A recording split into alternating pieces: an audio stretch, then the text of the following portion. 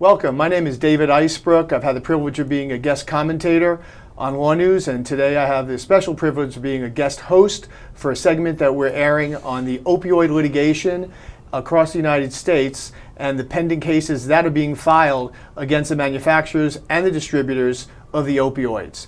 I'm joined today by two attorneys that I'm working with in the litigation, Melissa Sims from Illinois and John Restaino from Denver, Colorado. Welcome. Thank you. It's nice to be here.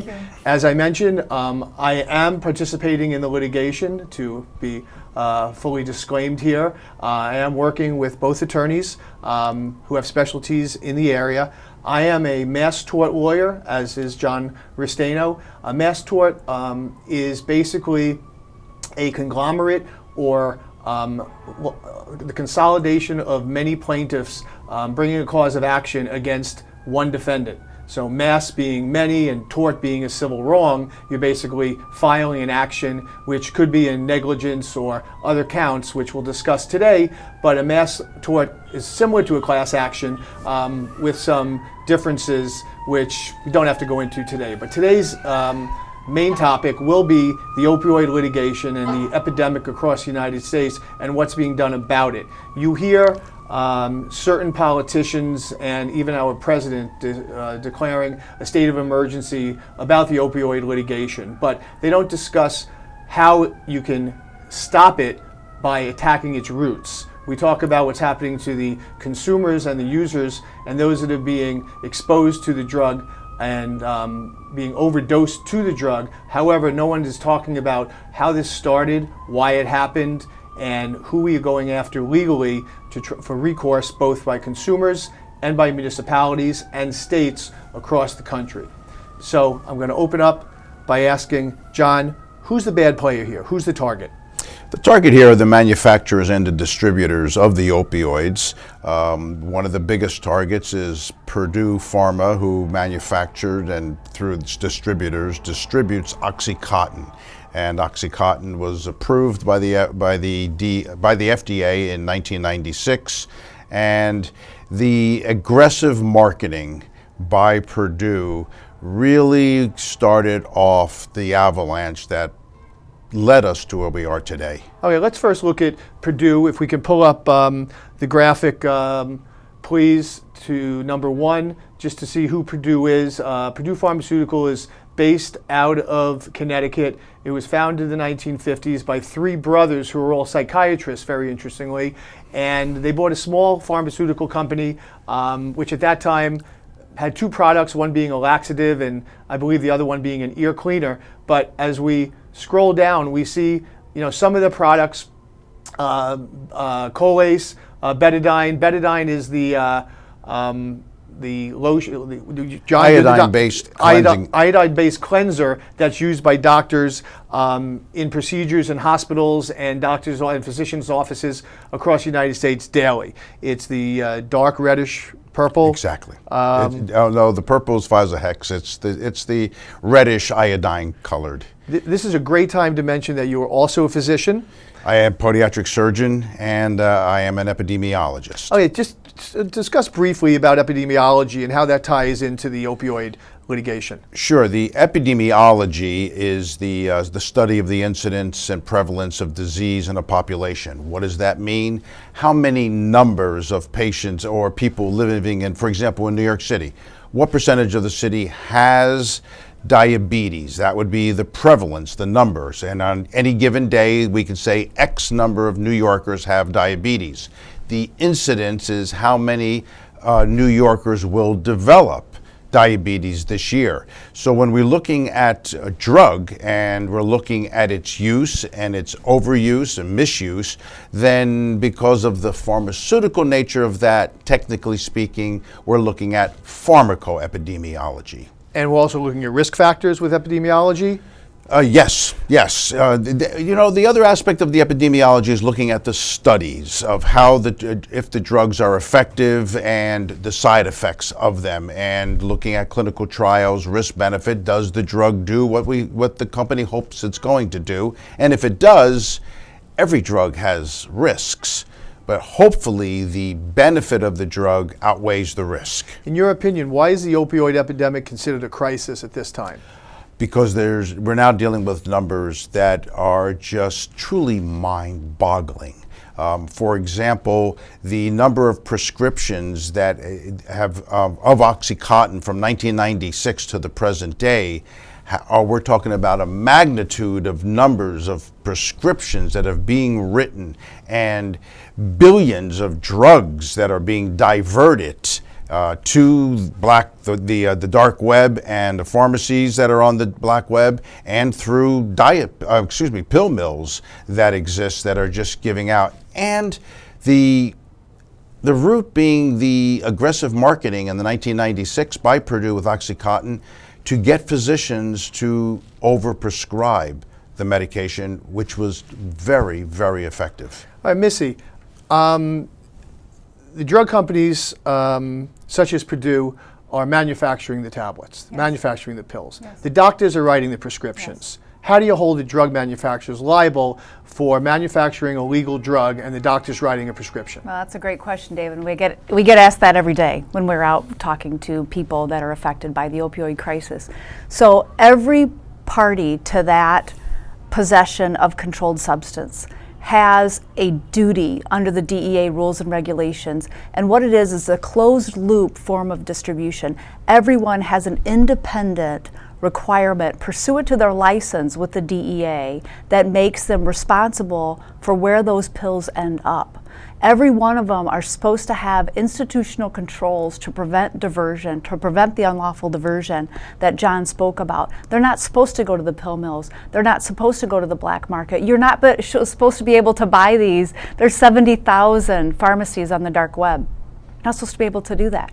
Under the rules and regulations with the DEA, they are supposed to have a bird's eye view of where every pill is going, because these are deadly drugs. They are killing people. So there's and we're supposed to be seeing total that. accountability. Absolutely. And everyone is responsible. They can't hide behind the learned professional defense. They can't say, well, the doctor prescribed it, but you filled it. Okay. And you as the pharmacy, you sent it to there knowing that they were over-prescribing. Okay, so there are thousands of pharmaceutical companies across the United States. Are you telling me, is your argument to the court that they should all be accountable for every pill every time, and if they're not, they're liable for damages? They have specific rules instituted in 1970 that have been complied for many, many years until Purdue Pharmaceutical convinced the powers that be to look away.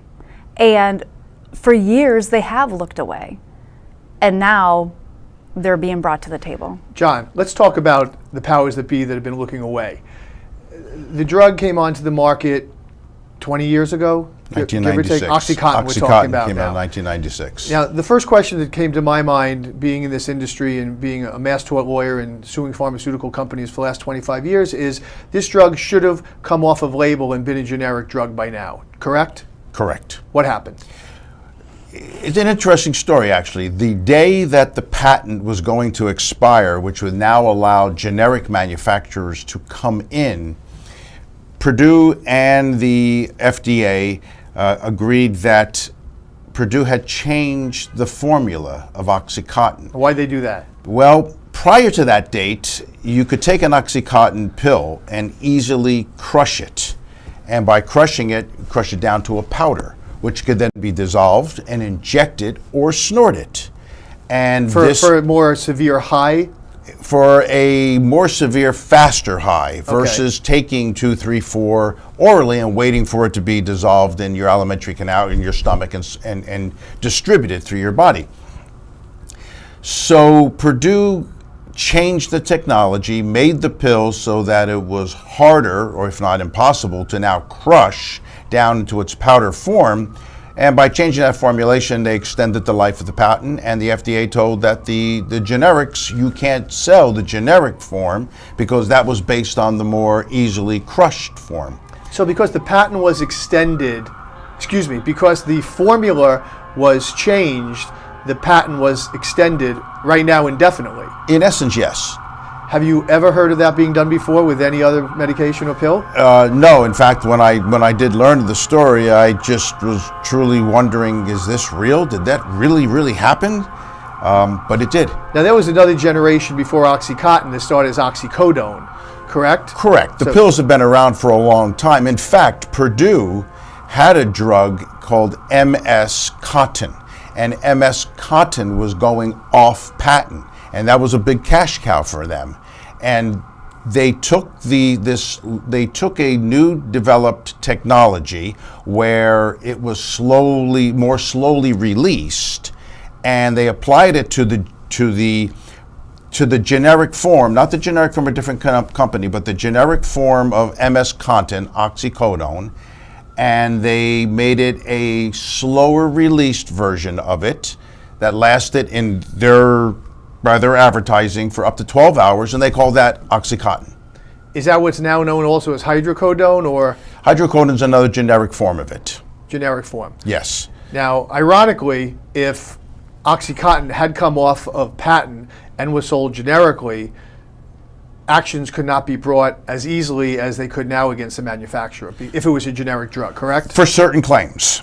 For the claims like diversion and others that Missy, as with having 20 years of municipal law, can go into. But if, as you know from the other pharmaceutical work we do, if a person takes the brand name statin for high cholesterol or a generic name, and they have the exact same adverse event that the company knew or should have known about, a citizen, a plaintiff can sue the manufacturer of that expensive brand drug, but under a ruling by the United States Supreme Court in Menzing, you can't sue the generic manufacturers. And most consumers don't realize that our Supreme Court a few years ago ruled that if you take a generic drug and you're killed for some undisclosed side effect, you cannot bring action against that generic drug company. Awful. Missy, That's correct? awful. Yes, yeah, that's horrible. Missy, I also want to go in, take a look at the mission statement. Could you please pull up number 3, please, for a second? And I'm just going to read it briefly. That Purdue Pharma is a privately held pharmaceutical company founded by physicians more than 60 years ago. We're committed to improving patients' lives in meaningful ways by providing effective therapies along with educational tools that support their proper use. Purdue Pharma is a member company of a global network of independent associated companies which are engaged in the research, development, production, and marketing of prescription and over-the-counter medications and healthcare products. And it goes on beyond that. So Missy, my point, the Sackler family, philanthropic in nature, they build museums, they donate around the world, they give to good causes. They developed a drug that they thought would be helping society by curbing pain and other side effects that people would be experiencing after surgeries or injuries. They seem like nice people. Why are we going after them? Well, they're worth $14 billion at the expense of people dying. How many Van Goghs do you need, David? Well, we're not pursuing them because they're just wealthy, correct? Yes. I mean, their company, Purdue Pharmaceutical, that made the initial drug that they had to reformulate because they lied, they took a felony conviction for that.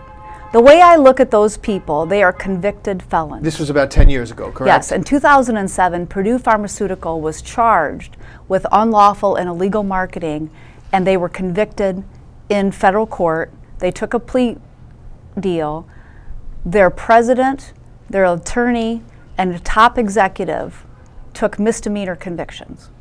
To me, they're convicted felons. But the individuals do not have, just to be clear, the individuals do not have felony convictions. The executives do not have felony convictions. But they own Purdue. So that's, in my opinion, they promoted that. So the company was fined $635 million. Yes. And at the time, I believe they were doing about $1.5 billion in sales, according to my research. So yes. Basically, they got slapped with about a third of their gross revenue at that time. So I calculated that, and what I do is I'm a municipal lawyer, so I go all over the country and I represent municipalities. I do public nuisance cases for pollution and now opioids, set national precedent in the right of a municipality to use its local ordinances and nuisance. And to me, what I see there is they got to you and I would be a traffic ticket. So if you were to take the amount of money that they were fined and you find what the average person makes. In fact, I was looking in Puerto Rico. We're going to be representing lots of communities in Puerto Rico, and I was looking at what the average income is for a Puerto Rican resident. It's like $11,000 a year. So I calculated that, and I looked at pro rata what the average person in Puerto Rico would pay, and it's like a $200 fine. So it's a traffic ticket to you and I, but they had to pay. Now, do you feel that any additional legislation, and this is to both of you, any additional legislation at this time would be more effective than a lawsuit? John? That has not proven to be effective in the past. Legislation may be valuable in some areas, for example, for non-cancer pain. And we want to differentiate that because there is a place for long-term opioid usage in individuals with terminal cancer or specific medical conditions that do require long-term opioid care. Other than that population, there are laws that are being considered and passed that will limit physicians' ability to write for the length and the number of pills. For example, Oxycontin is promoted as being taken twice a day, and they would limit that to 7 days. So that's 14 pills with no refills. If the individual feels that they're still having pain that requires an opioid, they would have to return to their physician for a follow-up examination to make sure that the pain is true pain, real pain, which takes the astuteness of the physician, and if it's something that, at that point, what's causing the pain, and can it be treated with a non-steroidal anti-inflammatory or a strong version of Advil. Now, is that the law now, that the prescriptions have to be for a few days at a time with no refills? It differs around the different states, and federally now, individuals do have to return to their doctor's office to get a refill. So if I have a prescription for Vicodin and my prescription runs out at the end of the month, I just can't go to my pharmacy saying, would you call my physician, I want a refill. I have to go back to the doctor's office and be evaluated. Now, Missy, along those lines, if someone's given a prescription, it doesn't have to be now, but in prior years, given a prescription by a physician, they take it to their pharmacy, right, and they see they're renewing it 30 days, 60 days, 2, 3, 4 times. Any liability against the pharmacies? Well, and that's a great follow-up question, because when you asked John whether any laws need to be passed, they need to enforce the laws that are there. What are those laws? So, first of all, they passed the Ensuring Patient Access and Effective Drug Treatment Act in 2014. And we talked about that. It's been recently discussed about the drug czar appointment that was rescinded. So Representative Tom Marino introduced that bill into legislation.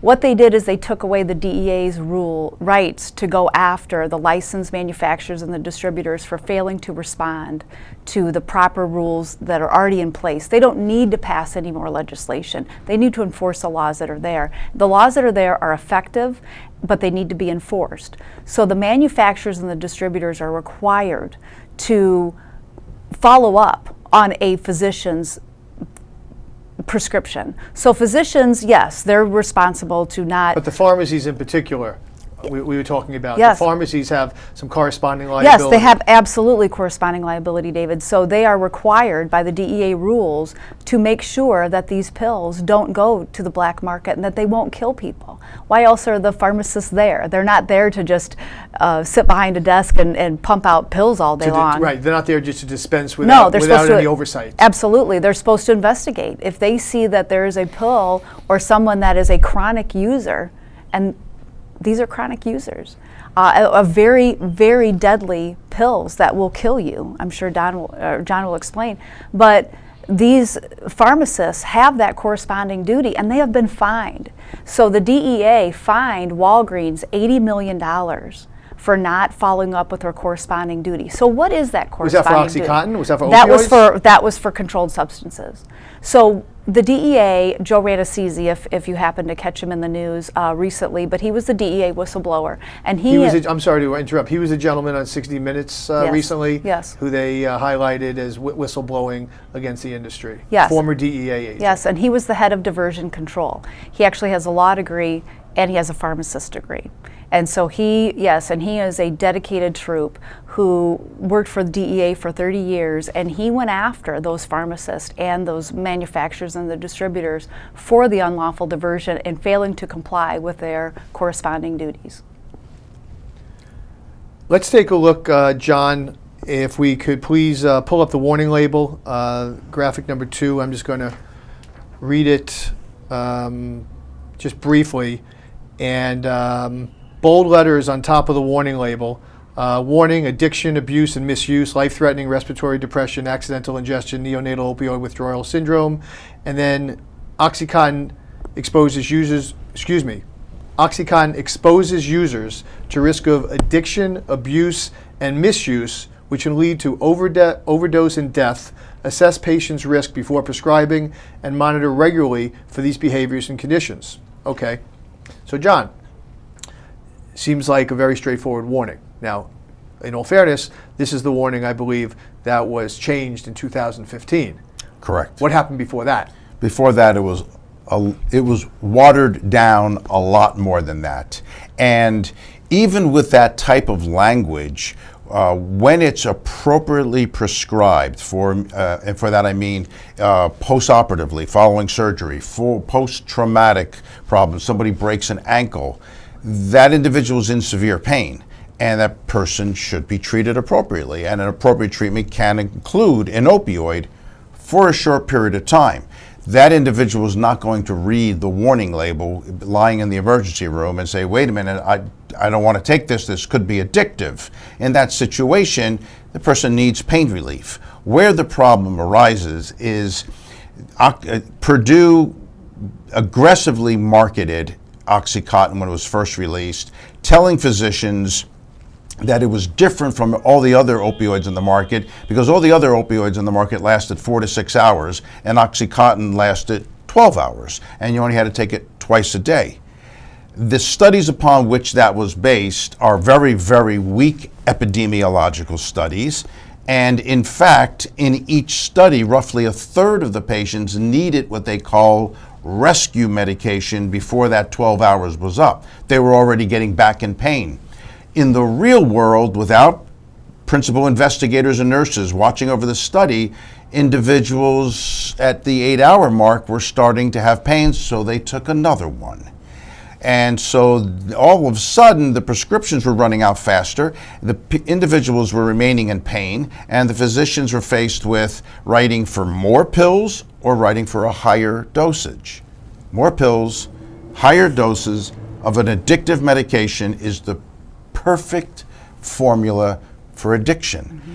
And the CDC has recently come out with a study, and when you read the study, what you're getting from that is after 3 days of exposure, the patient's becoming at risk for an addiction, which is kind of interesting because it's a new study that's out, but it's what we were taught in the 70s. And when I practiced from 1980 to 1990, we didn't write for prescriptions longer than 5 to 7 days because the patient could become addicted. And you did orthopedic surgeries at that time? I did orthopedic surgery of the foot and ankle as a podiatric surgeon. So opioids were obviously an alternative that you could have prescribed post-surgical. I prescribed at the time Percodan, Percocet, in the hospital, morphine, Demerol. Yes, but I would prescribe for no more than 5 to 7 days. After 7 days, if my patient was still having pain, then I'm asking myself, why is this patient still having pain that needs an opioid? And would try to then get into physical therapy and again some of the other lesser threatening medications and definitely less addictive medication. Missy, moving from the the medical side of it and the science side of it back to the municipality side of it. You're a municipal law expert. You've been a municipal prosecutor. You were deputy sheriff during law school. You have fined big corporations for ordinance violations, I know in your home state of Illinois. Yes. Now you think you could take that same formula of using ordinances, local ordinances in New York, New Jersey, and other states around the country to go after big pharma, correct? As a municipal prosecutor, we find people every day for the most mundane of things. Somebody has dog poop in their yard. Somebody has tall weeds, broken windows. I find people for field dressing a deer in their front yard. I find people for, and I didn't want to do that. I mean, municipalities have to do that to keep the public order and to stop public nuisances. I took that and I fined Exxon, CBS, and Viacom for pollution for a little town that I represented in Illinois, and set national precedent in the right of a municipality to do that. I think that if you can find someone for having a trailer in town, for all the little mundane things that we as municipal prosecutors have done, we can go after them for this public nuisance. It is the biggest public nuisance crisis in the country. What ordinances specifically will you be pursuing them for? Public nuisance, will be asking they disgorge their profits as a restitution remedy under that. We will also be looking at the ability of home rule municipalities to pass new ordinances. Explain what home rule is. So every state's a little bit different, but it's basically the same, that municipalities have certain rights. So some municipalities, the smaller municipalities, have only the rights that have been given to them by the state constitution or legislature. Home rule municipalities have greater rights, and those are basically on par with the state legislature. They're basically mini states. And as long as the state has said that they can't do something, they can. So home rule units have just unfettered rights to establish and abate public nuisances. Non-home rule units can still be successful. The municipalities I represented in Illinois against the largest corporations in the world were all non-home rule units, so I can find a way to help them. So pursuing local ordinances isn't the only count that would be in a lawsuit against a Purdue or another manufacturer. It's just one of many theories of liability against but it's a them. hammer. It's a hammer count, because it's the unknown. Because as a remedy, you can ask that they disgorge their profits. You can ask that the ill-gotten gains be disgorged in the favor of the municipality. Do you know how many lawsuits have been filed to date? Less than 100. Less than 100, but all somewhat recently, correct? Yeah, so in the last few months. And those are being filed by state attorney generals and private law firms, correct? Yes. So just quickly walk us through the difference between the state attorney generals bringing action by themselves and private law firms, or yourself, for instance, representing a municipality. What are you going to do differently than Attorney General? Well, Attorney Generals are very important in this process as well, but basically what the Attorney General's offices have been doing is they've been filing under the state's Consumer Fraud Act. So every state has a variation of Consumer Fraud Act or Deceptive Business Practices Act, and what they have done here is definitely consumer fraud and deceptive business practices. In fact, that's what in 2007, that was a part of the settlements, the $635 million were to settle. Purdue Pharmaceutical did that to settle some of the state's consumer fraud marketing. So municipalities also are able to, counties in particular, because their damages, they have damages that are different than the state, because they have, unfortunately, morgues are full in some areas in this country, and they're overflowing, and that is so horrible and tragic. But municipalities and counties are paying for that. They're having to pay for all of these autopsies out of their own pocket. They're having to pay for the people that are in jail for their medical care. They're having to pay for their employees to go to treatment, because a lot of municipalities are self-pay. And so all of that is coming out of their pockets. So they have a different damages So than you're the state. saying the epidemic is trickling down to the municipal level with, costing them expenses and damages in many different ways. Yeah. All different angles. Police officers are carrying Narcan to revive people. When I was Why don't you explain what Narcan is? When I was the deputy sheriff 25 5 years ago, you didn't do emergency care. Narcan now, they're giving it to police, and actually it was the state's attorney and district attorney, I guess you would call him, in Staten Island, who I believe is credited with saving hundreds of thousands of lives, because it was the first time that Narcan was used in law enforcement. And that was an absolutely brilliant idea, and it saved countless lives. And it's also allowed other municipalities to say, hey, that works, we want that. Narcan, you can probably explain it better than I can, but it's a way for you to revive someone who's in an overdose state. It doesn't cure them of it, unfortunately. I wish there was a pill. It's an emergency dose of getting someone back from possibly... And police officers are now armed with that. I spoke to a little tiny county in Illinois, and I talked to a deputy sheriff who told me that he's seen or used it 13 times, a little county in Illinois. So how do they have time to do what they're supposed to do, to fight crime, to help people, when they're basically at war?